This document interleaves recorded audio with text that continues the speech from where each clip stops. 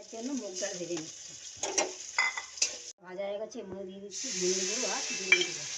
এটা দিয়ে হালকা নাড়াচাড়া করে নেবো। দিয়ে দিচ্ছি পালং শাক, ফুলকপি, ক্যাপসিকাম, গাজর, বিনস, কুমড়ো, 10 টাকার মতো দিয়ে এবার এটা ভাজা করব।